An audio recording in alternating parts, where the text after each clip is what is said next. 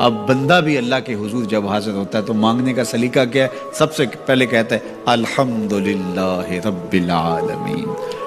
میں کسی کنگال کی چوکھٹ پہ نہیں آیا، تمام جہانوں کے پالن ہار کی چوکھٹ پہ آیا ہوں. پھر اس کے بعد کہتا ہے الرحمن الرحیم، وہ رحمان بھی ہے وہ رحیم بھی ہے. پھر اس کے بعد کہتا ہے مالک یوم الدین، وہ دنیا کا ہی مالک نہیں، آخرت کا بھی مالک ہے، یوم حساب کا بھی مالک ہے.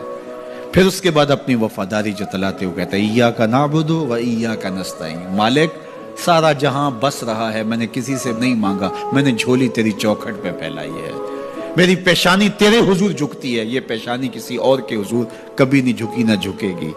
یہ سب عرض کرنے کے بعد پھر مانگتا کیا؟ اہدنا الصراط المستقیم، مالک مجھے سیدھی راہ پہ چلا دے، میں تیرے حضور آیا ہوں، مجھے ہدایت کا نور عطا